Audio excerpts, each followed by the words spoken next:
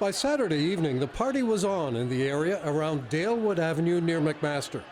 More than 1,000 people crammed into the street, loud music and dancing for the homecoming or HOCO. So I am a first year, so this is my first ever HOCO, and I think it's so much fun. I love it. The party went on despite the police order under the city's nuisance party bylaw for everyone to clear the streets. Parties kept breaking out through the evening. Haven't seen anybody jump off a car. Nothing's on fire, so we're good. This is nothing compared to last year. It was way crazier, way more riots. The city brought in its nuisance bylaw following last year's wild homecoming when a car was flipped over. Resident Jad Haitoglu says the police were ready this time. This year, the police taped off all the properties. They had surveillance. They had a lot of police ready. We had a bunch on our lawn, kicking people off, making sure everything was okay.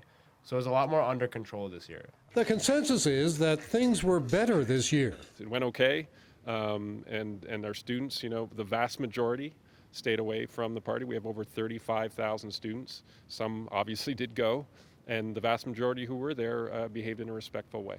And Sunday morning, teams of McMaster students were back on the streets. We have about 35 volunteers out here today to help clean up after FOCO and just do our part in the community. Cleaning up the mess left over from last night. We really wanted to show that students do care. We do actually care about this community, and we want to make sure that this community stays strong and healthy.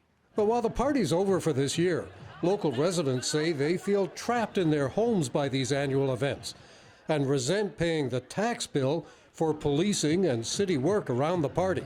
Residents also say McMaster should be doing more to take responsibility for these annual parties. For one thing, they say Mac should hold a homecoming party on campus so it doesn't spill into their neighborhood. The university says that wouldn't work.